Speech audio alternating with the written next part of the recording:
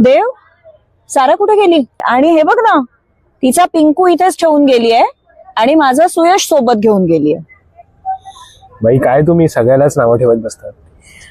आता हा दिसतो ना, हा पिंकू दिसतोय आणि माझं नवीन भ्रमणध्वनी आहे ना, त्याचं नाव मी सुयश ठेवलंय.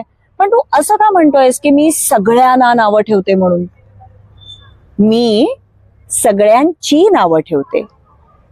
एखाद्याचं नाव ठेवणं म्हणजे त्याचं नामकरण करणं, बारसं करणं. पण एखाद्याला नाव ठेवणं किंवा काहींना नावं ठेवणं म्हणजे त्यांच्यावर ठपका ठेवणं, त्यांच्यातले काहीतरी दोष दाखवणं, त्यांची खिल्ली उडवणं.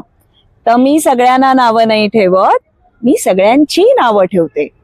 कारण मला असं वाटतं, जसं तुला चैतन्य आहे लाभलेलं, मला चैतन्य आहे लाभलेलं, तसं यालाही आहे लाभलेलं आणि माझ्या सुयशलाही आहे लाभलेलं.